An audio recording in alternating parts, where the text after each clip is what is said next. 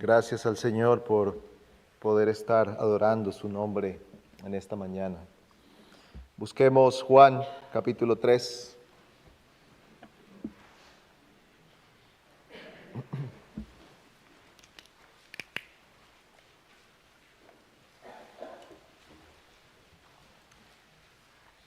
Pero antes vamos a orar.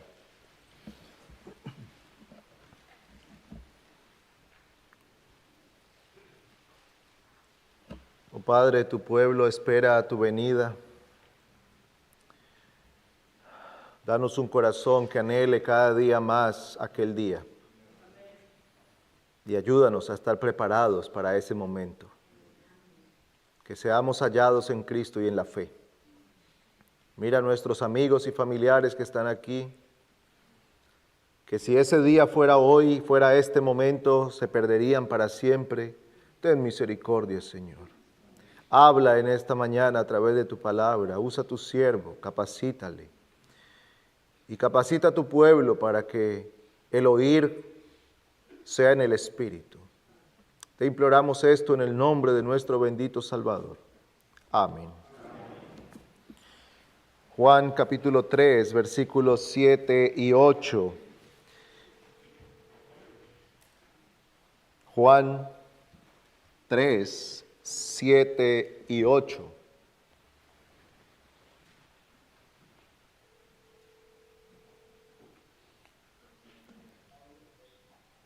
No te asombres de que te haya dicho, os es necesario nacer de nuevo. El viento sopla donde quiere y oyes su sonido, pero no sabes de dónde viene ni a dónde va. Así es todo aquel que es nacido del Espíritu.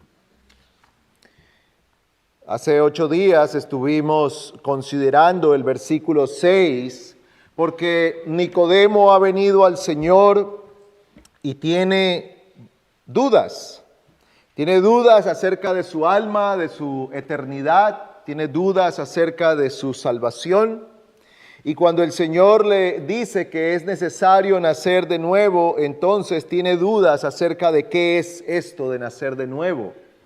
Y él dice, esto es imposible, no podemos volver al vientre de nuestra madre. Y el Señor le responde que ese nuevo nacimiento no es un nacimiento físico, porque si fuera meramente físico, aun si se pudiera dar, el hombre volvería a ser el mismo, porque los humanos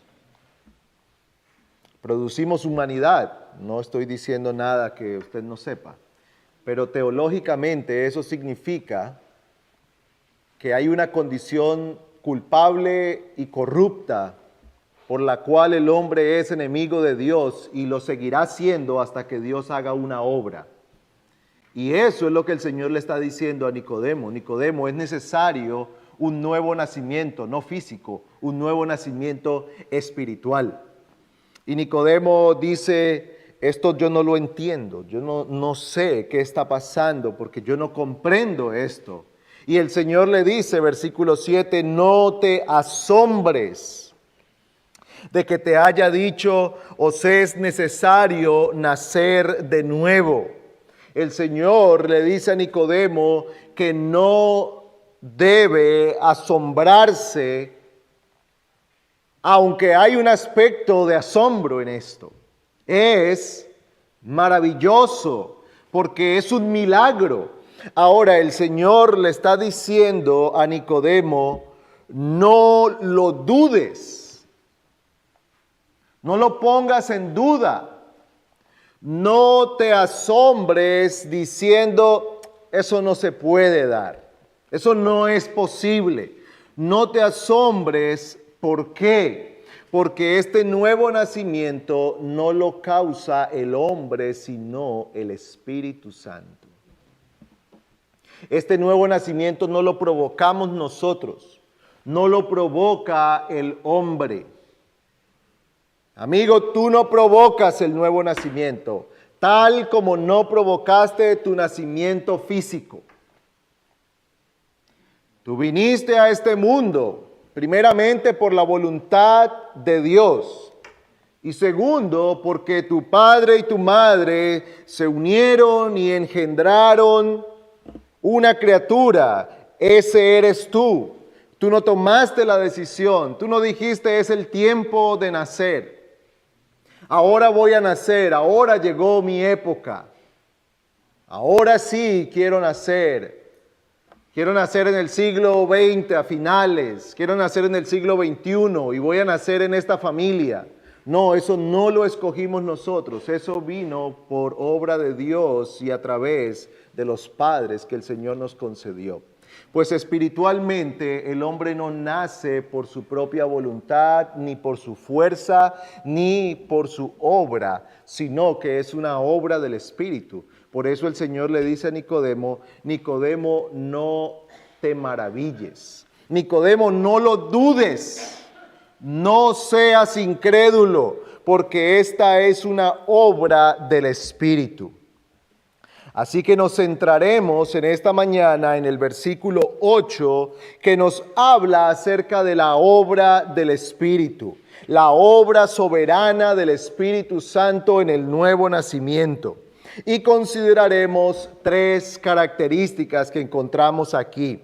En primer lugar, es una obra soberana. En segundo lugar, es una obra misteriosa. Y en tercer lugar, es una obra evidente. Soberana, misteriosa y evidente. El Señor vuelve a decirle a Nicodemo que le es necesario nacer de nuevo, pero que este nuevo nacimiento es una obra del Espíritu. Versículo 8. El viento sopla donde quiere y oyes su sonido, pero no sabes de dónde viene ni a dónde va. Así es todo aquel que es nacido del Espíritu. El Señor usa una comparación aquí. Hace uso de algo que Nicodemo conocía y que nosotros conocemos. El viento. Algo de la vida cotidiana.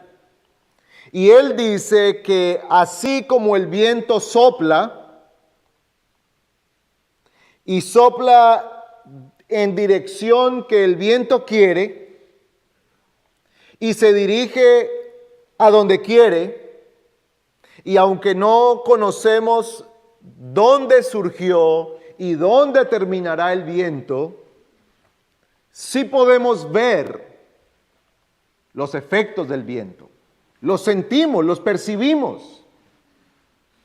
Si ahora estamos afuera y hay viento, vamos a sentir la brisa, vamos a ver las hojas de los árboles moverse, aún el sonido que produce cuando el viento es muy fuerte, hay un sonido, es decir, que los efectos se pueden ver, aunque no conozcamos de dónde viene ni lo podamos controlar. Con toda la tecnología que hemos desarrollado o que la humanidad ha desarrollado, no hemos podido todavía detener el nacimiento de esos pequeños vientos que se van convirtiendo en grandes huracanes, tifones en Japón, huracanes en nuestro hemisferio, que se mueven hacia donde quiere. Lo más que hemos podido hacer es tratar de pronosticar su fuerza y el lugar a donde va a llegar.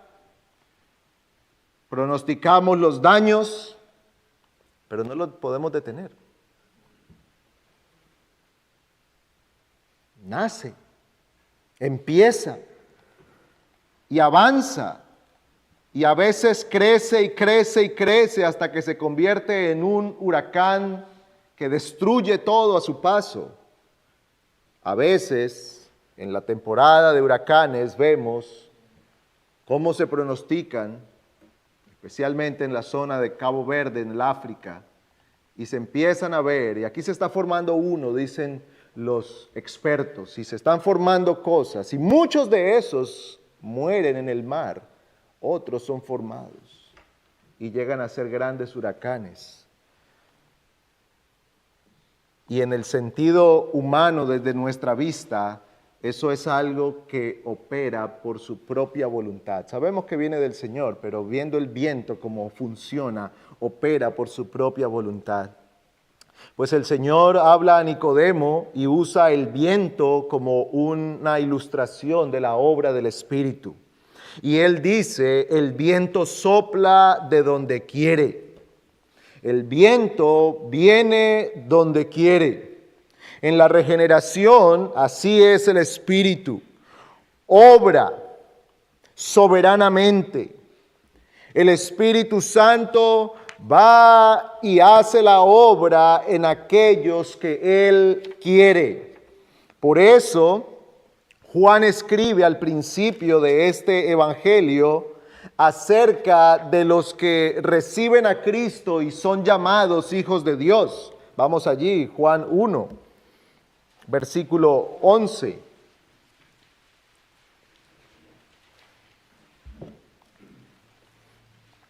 Dice, a lo suyo vino y los suyos no le recibieron.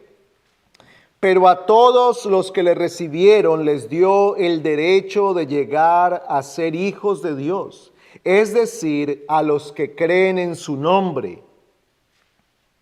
que no nacieron de sangre, ni de la voluntad de la carne, ni de la voluntad del hombre, sino de Dios. Estos son concebidos como hijos de Dios por la obra soberana de Dios mismo. Por la obra soberana de Dios, el hombre recibe el nuevo nacimiento. Nicodemo, no te asombres. Nicodemo, no te maravilles, que te dije que es necesario nacer de nuevo. Porque aunque es imposible para el hombre, el nuevo nacimiento no es una obra del hombre, sino de Dios. Es Dios quien concibe a sus hijos. Es Dios quien otorga tal privilegio. Es Dios quien lo concede. Es Dios quien viene al corazón y trata con el hombre y lo conduce a creer. ¿Qué dice aquí? Que aquellos que le recibieron, ¿qué es esto? Aquellos que creyeron en Él, recibieron o se les otorgó el derecho de ser llamados hijos de Dios. Ahora, si nosotros nos detenemos en el versículo 12, decimos, es una obra del hombre, porque es el hombre el que recibe, es el hombre el que cree.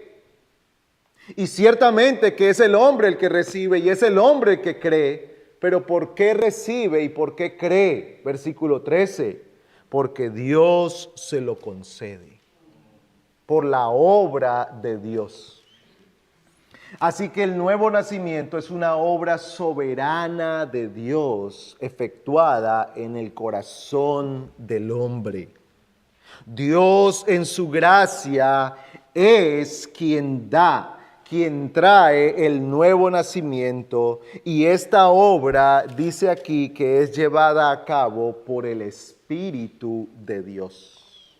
Por el Espíritu de Dios. Y leíamos hace unos minutos, segunda carta a los Corintios, en el capítulo 3, y allí se menciona el Espíritu. Versículo 16, pero cuando alguno se vuelve al Señor, el velo es quitado. Ahora bien, el Señor es el Espíritu, y donde está el Espíritu del Señor, allí hay libertad. Donde está el Espíritu del Señor, hay libertad. Versículo 6, pues Dios que dijo que de las tinieblas resplandeciera la luz, es el que ha resplandecido en nuestros corazones para iluminación del conocimiento de la gloria de Dios en la faz de Cristo. Es Dios quien quita el velo del pecado. Es Dios quien quita las tinieblas del corazón. Esta es otra forma de hablar de lo que ocurre en el nuevo nacimiento. ¿Qué es lo que pasa en el nuevo nacimiento? Y es que Dios transforma el corazón. La esclavitud del pecado es quitada. La ceguera del pecado es quitada. La tiniebla del pecado es disipada. El velo que estaba puesto, que impide ver, que impide que el hombre vea a Cristo, que el hombre vea su pecado, que vea la condición de su alma, que vea su propia perdición, eso es quitado. Todo esto es lo que ocurre en el nuevo nacimiento, en la regeneración. Y dice la Escritura, y dice Cristo, y dice Pablo, que eso no es obra del hombre, sino de Dios. Es Dios quien obra, es Dios quien quita. Pero esa obra no es meramente de Dios, sino que es una obra soberana del Señor. Es una obra soberana, por eso el Señor, Juan dice en el versículo 13 otra vez, no nacen de sangre, es decir, no nacen por voluntad de los hombres, sino por la voluntad de Dios. ¿Eres tú un creyente o una creyente? Lo eres por la voluntad de Dios. Porque Dios tuvo misericordia de ti. Porque Dios te miró con favor y bondad, con gracia. Y en su gracia te llamó de la muerte a la vida, de las tinieblas a la luz. Te sacó de la esclavitud del pecado, de la enemistad con Él y te hizo hijo o hija suya. Todo eso por su gracia y misericordia. Hermano o hermana, nosotros no creímos en el Señor porque somos mejores que otros. Aquí no hay lugar para la arrogancia. No hay lugar para sentirnos mejores que otros. Si hoy tenemos cierto entendimiento de las verdades de la Escritura, no hay lugar para la arrogancia. No hay lugar para la arrogancia doctrinal. No hay lugar para la arrogancia. Porque yo sí creí, yo sí conozco, yo sí sé. Si eso ha ocurrido en tu alma, es por la gracia de Dios, por la obra soberana del Señor. Porque a unos el Señor les ha fijado su gracia y los ha redimido, a otros los ha pasado por alto. ¿Y cuál fue la diferencia entre ser considerados por la gracia de Dios y ser pasados por alto? No estuvo en nosotros, sino en la bondad del Señor. Por eso no hay lugar para la arrogancia. ¿Eres tú un creyente? Entonces dale gracias al Señor y gloria a Dios, porque en su misericordia se compadeció de ti. Es una obra soberana. En segundo lugar, es una obra misteriosa. Es una obra misteriosa. Dice el Señor, no sabes de dónde viene ni a dónde va. Es misteriosa para nosotros. No quiere decir que el Señor no sabe lo que está haciendo. No, el Señor sabe lo que está haciendo. Es misteriosa para nosotros. Él sabe a quién va a llamar. Él sabe a quién va a dar el nuevo nacimiento. Él sabe en quién va a obrar. Nosotros no. Es misterioso porque se predica un sermón y en un grupo como estamos hoy hay personas que creen y personas que no creen. ¿Y dónde estuvo la diferencia? Es el mismo sermón, oyeron al mismo predicador, escucharon las mismas palabras, en las mismas condiciones, el mismo tiempo. ¿Dónde estuvo la diferencia? En la obra de Dios. en la obra soberana del Señor, y en ese sentido es un misterio, pero es un misterio también porque nosotros no sabemos en realidad cómo es que Dios viene y hace esto en nuestro corazón, pero es cierto porque Él lo lleva a cabo. Los métodos de la obra del Espíritu son un misterio, y muchas de las cosas que Dios hace son eso. Son misteriosas. Mire, el salmista, Salmo 139, habla algo acerca de esto. Salmo 139, versículo 14.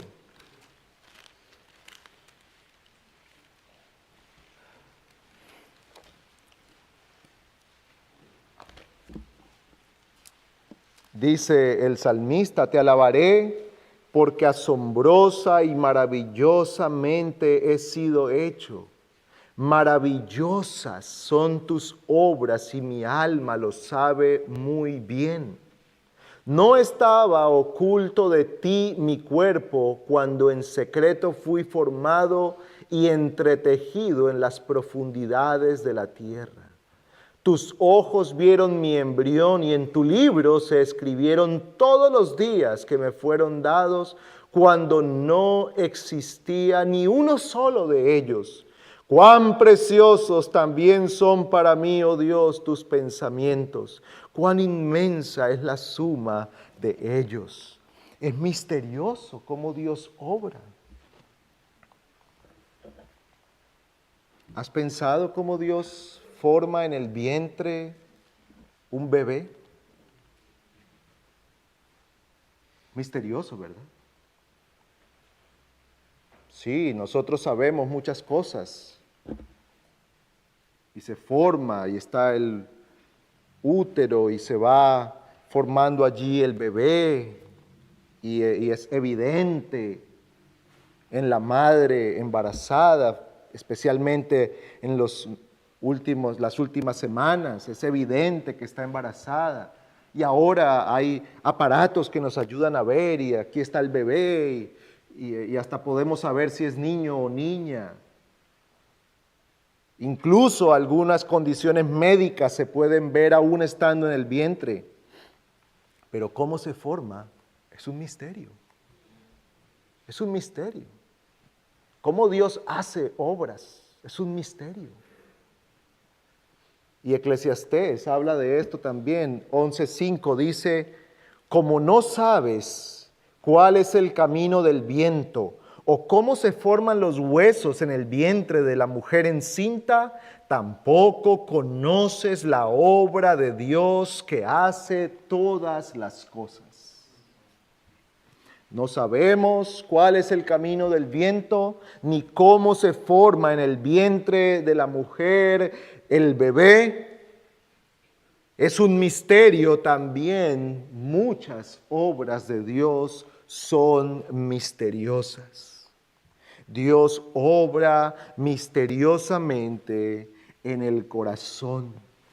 Y viene al corazón y aplica la verdad y trae la palabra y transforma de tal modo que ahora esta persona que era ciega puede ver, que era incrédula cree, que era un blasfemo ahora alaba al Señor, que quería hacer su propia voluntad ahora anhela hacer la voluntad de Dios. Esto es un misterio. Y Cristo le está diciendo a Nicodemo: Nicodemo, cree. Cree. Porque al final el problema de Nicodemo no era otro sino que no creía. Era su incredulidad. Nicodemo, cree. No dudes. Cree. Cree que el Espíritu es soberano. Cree que el Espíritu obra secretamente. Cree. Y el Señor le dice algo más a Nicodemo, y es que su obra o la obra del Espíritu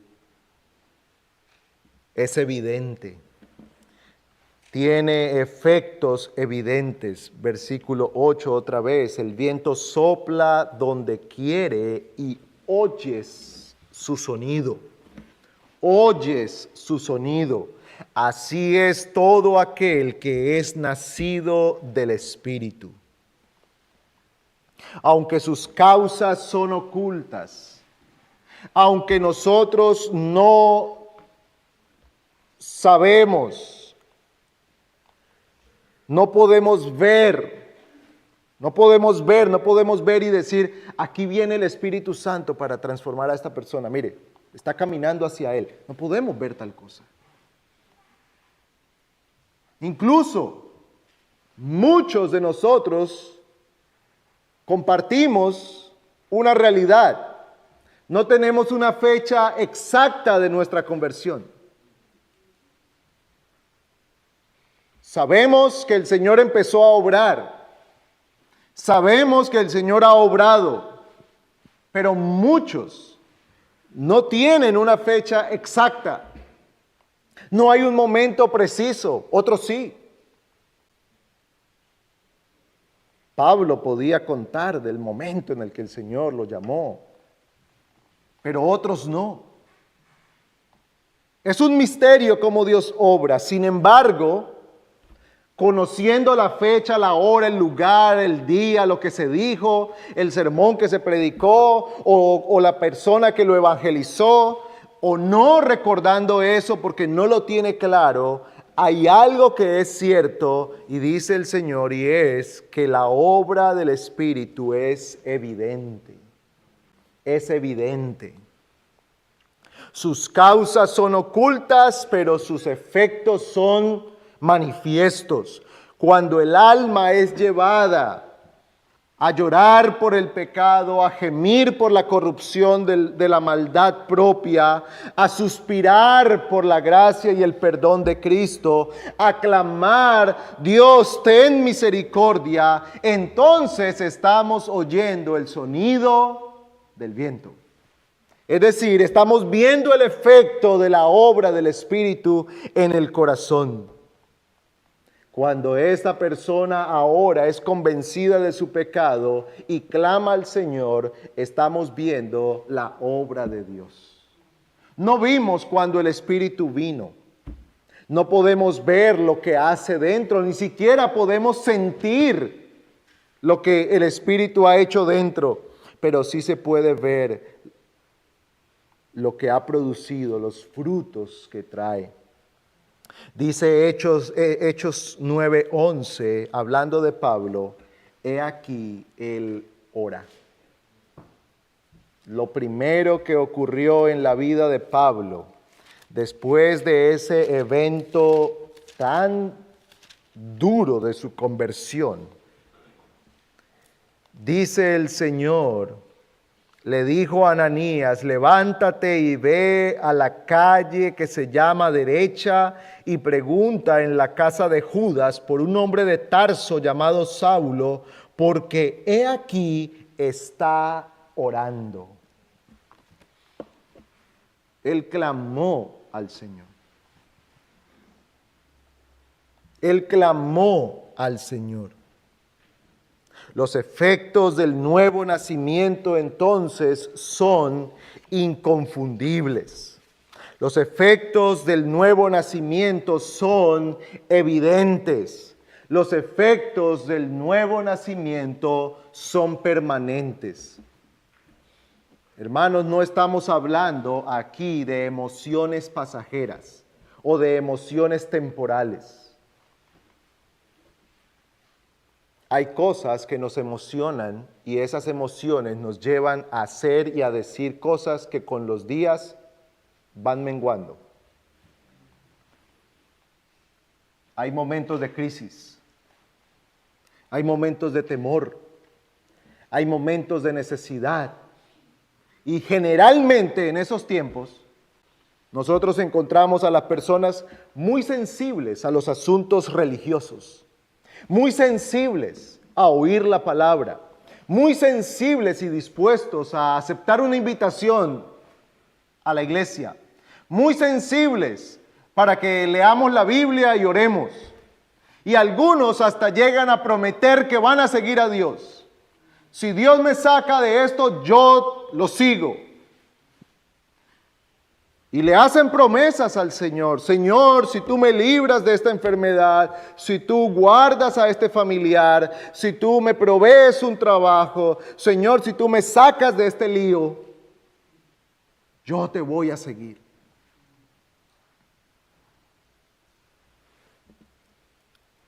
Casi 5 años atrás, cuando vino todo esto del COVID y los encierros y todas estas cosas, mucha gente quería oír. Mucha gente le decía a los creyentes, ore por mí, oremos, leamos la Biblia. Y parecía que había como un avivamiento y mucha gente deseosa.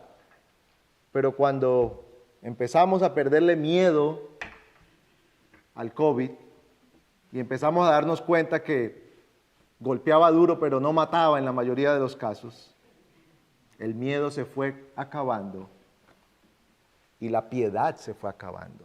La piedad. No estamos hablando de eso aquí. Hablamos de efectos que son duraderos. Hablamos de frutos que van creciendo, que van en aumento. Hablamos no de un momento en el que la persona se asusta o se emociona. Hablamos de una transformación que produce el Espíritu de tal modo que sus frutos permanecen. El crecimiento no es igual en todos, pero son frutos que permanecen. Son frutos que irán hasta la eternidad. Porque aquel que empieza la buena obra, Él la termina. El Señor no empieza la obra en una persona para dejarlo a mitad de camino y abandonarlo. Empieza la obra y lo lleva hasta la conclusión de esa obra, que es formarlo perfectamente a la imagen de Cristo y que llegue a ser glorificado juntamente con Él. Esa obra termina.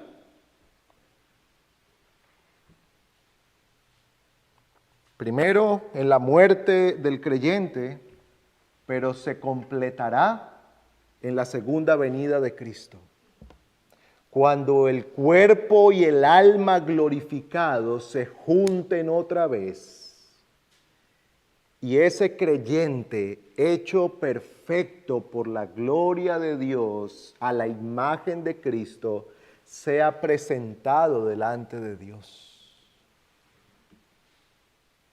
Allí termina la obra, no quiere decir que se termina el cielo allí, pero la obra concluye con la glorificación del creyente.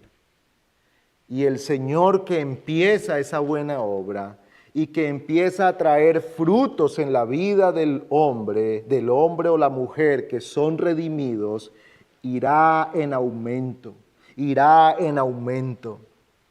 Así que consideremos algunos de los efectos o de los frutos del nuevo nacimiento. En primer lugar, ya no son ciegos, sino que pueden ver, contemplan la imagen de Cristo y ven a Cristo como Él verdaderamente es.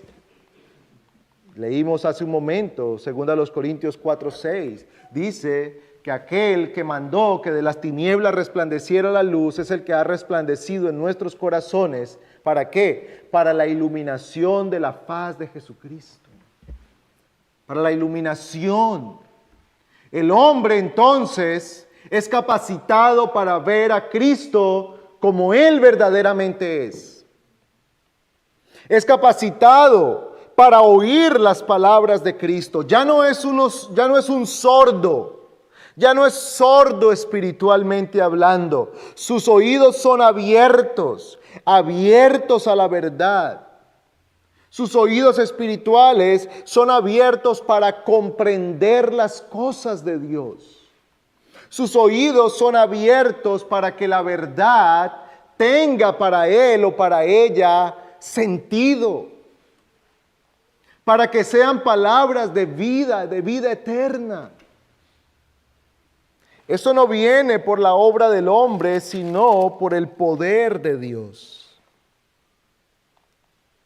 En este libro de Juan, o en este evangelio de Juan, el Señor en el capítulo 6 tiene una conversación muy larga acerca del pan de vida.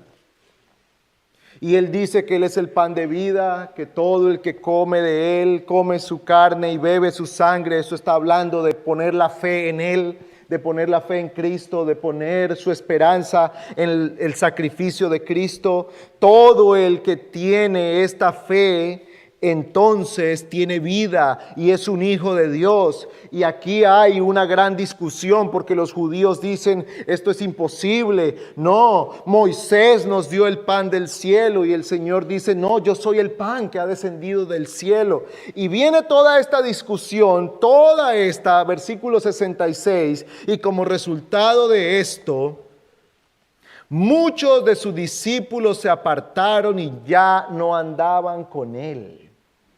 Entonces Jesús voltea y mira a los 12 y les dice, ¿ustedes se quieren ir también?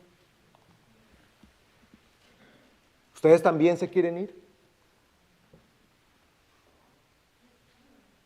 Y Pedro respondió, Señor, ¿a quién iremos? Tú tienes palabras de vida eterna.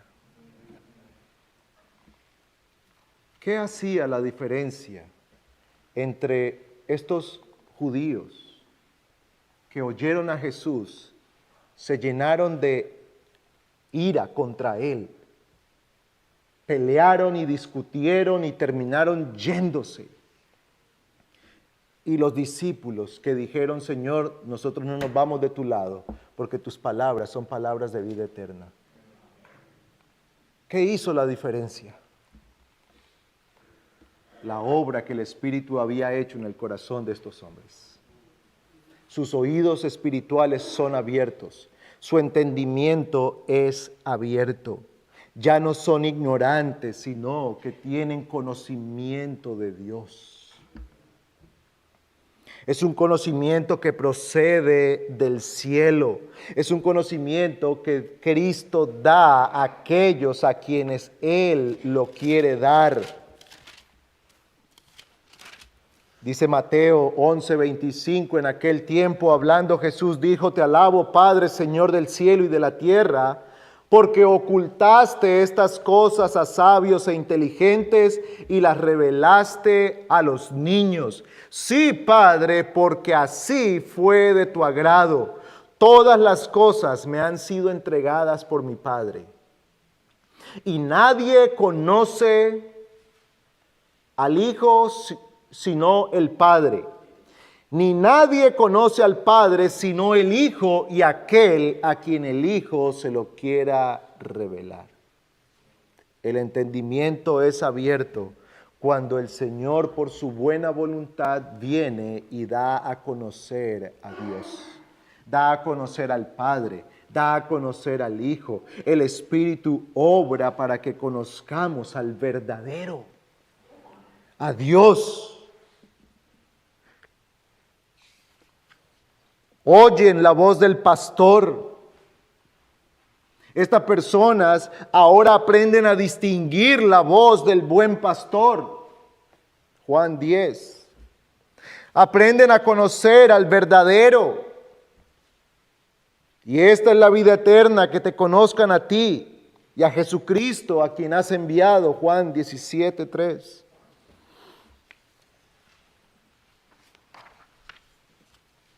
Pero hay otros frutos. Ahora esta persona que ha nacido de nuevo es una que ama al Señor. Es una que ama al Señor. Podemos leer Juan 14:15, Juan 14:21, versículos 23 y 24.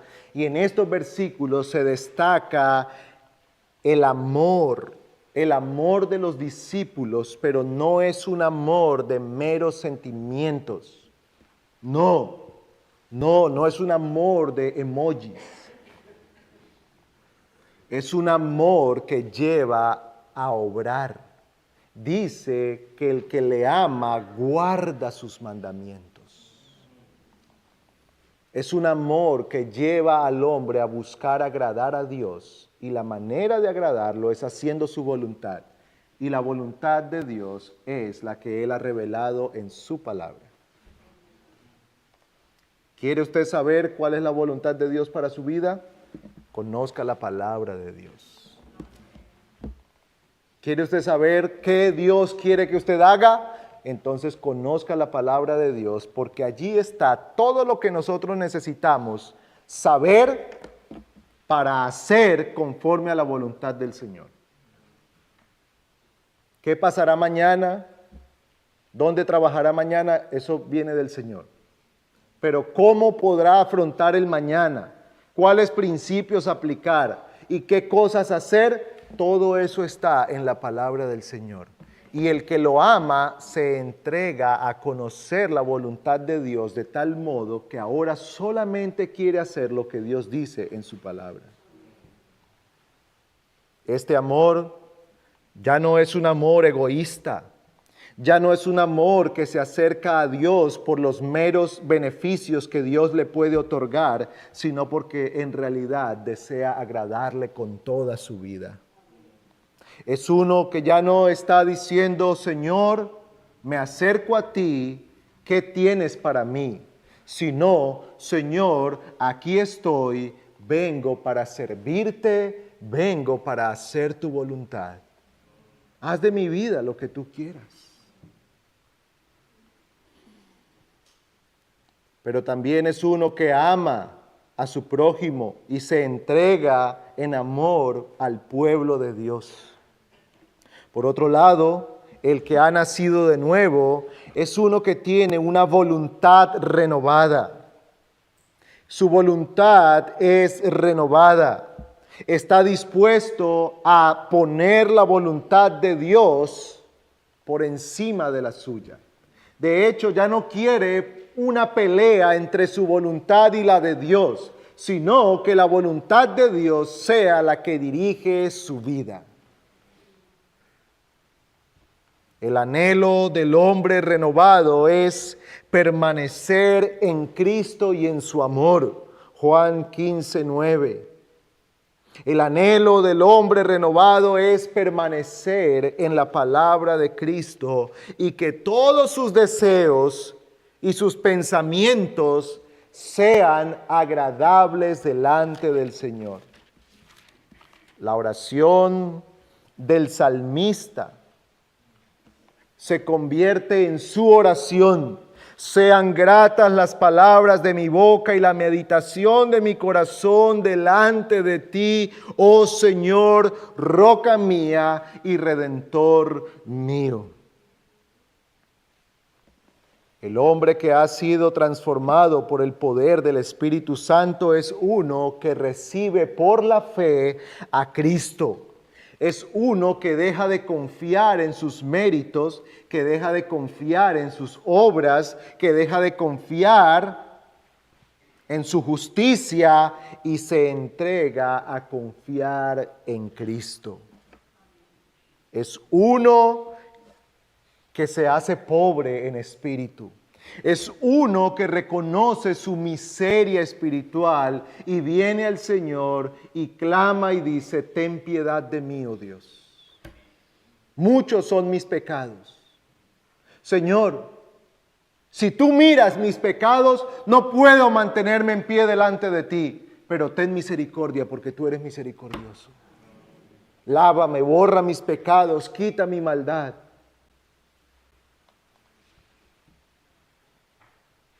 Esto no se hace por la fuerza del hombre, hermanos y amigos. Porque si hay algo que tiene nuestro corazón, es orgullo. Si hay algo que tiene nuestro corazón, es arrogancia y confianza en nosotros mismos. Pero el que ha sido transformado, el que ha sido renovado por el Espíritu Santo, es uno que deja de confiar en sí mismo para confiar en Cristo. ¿Confías tú en Cristo? ¿Has confiado tú en Cristo? ¿O sigues confiando en tus buenas obras?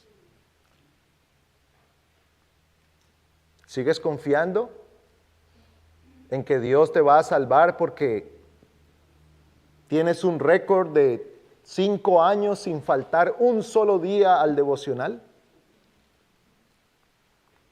¿Sigues confiando en que vienes cada domingo, cada miércoles al culto sin faltar? ¿O confías en que antes eras muy mal hablado y ahora has dejado las malas palabras? ¿O que eras un borracho y ahora has dejado la borrachera? ¿Confías en eso? Pues dice el Señor que un hombre llegó a su presencia a orar confiado en esa justicia propia y no fue aceptado por el Señor. ¿Saben quién fue aceptado? El pecador que dijo: Dios, sé propicio a mí que soy pecador. Humíllate delante del Señor. Humíllate delante de Él y confía solamente en Cristo para salvación y vida eterna. El hombre renovado es aquel que es un discípulo de Cristo, que se entrega a vivir para Cristo, que se despoja del viejo hombre, Efesios 4, y se reviste del hombre nuevo, creado según la justicia y la santidad, aquel que es renovado por el poder de Cristo. Hermanos, no es aquí entonces una vida sin pecado de la que habla el Señor, porque ciertamente que en todos nosotros hay pecado. Pero la vida del que ha nacido de nuevo es la vida de uno que está progresivamente creciendo en santidad. Es la vida de uno en el que se ven los frutos del Espíritu Santo. Es la vida de uno que batalla con los deseos de la carne. Es la vida de uno que continuamente está gimiendo, diciendo: miserable de mí, porque lo que quiero hacer no lo hago, y lo que no quiero hacer, eso lo termino haciendo. Señor, mírame, ten misericordia. Y es un clamor del corazón, y es un dolor del corazón, y es un dolor. Es vergüenza delante de Dios, porque cantamos y nos distrajimos. Es una vergüenza y es un dolor, porque oímos la palabra, pero nos damos cuenta que estábamos pensando en otra cosa. Es tristeza, es dolor, porque ese enojo brota, porque la codicia sale, porque el descontento y la queja una y otra vez viene a nosotros y sale por nuestra boca, sale en nuestros gestos, en nuestra actitud, una y otra vez. Pero es también la esperanza de aquel que sabe que puede ir a Cristo y tener en Cristo perdón, salvación, restauración y esperanza. El creyente no es solo uno que se lamenta del pecado, es uno que lamenta el pecado, pero acude a Cristo para ser lavado en la sangre del Cordero. El creyente no es uno que no vuelve a pecar. El creyente es ese que cuando peca sabe que si confiesa su pecado, el Señor es fiel y justo para perdonar su pecado y limpiarle de toda maldad. ¿Es esa tu condición, hermano? ¿Es esa tu realidad? Si tú eres uno de esos, entonces, para usar la metáfora del Señor, estamos oyendo el sonido del viento. Estamos viendo la obra del Espíritu. Pero si en ti no ocurre tal cosa, entonces, aunque te declares creyente, y aunque seas bautizado, y aunque seas miembro de la iglesia o seas miembro en otra iglesia, si esto no está ocurriendo en tu vida, no has nacido de nuevo y necesitas acudir a Cristo para el perdón de tu pecado. Pero si esta lucha es realidad en tu corazón, entonces adelante, hermano, porque eres de Cristo. Porque estás en Cristo y tienes esperanza en Él. Amigo, no te maravilles, no dudes, cree que el Señor es poderoso para transformar tu vida. Ven a Cristo, humíllate delante de Él, confiesa tu pecado, confiesa tu incredulidad y clama al Señor para que Él tenga misericordia de ti. Oremos.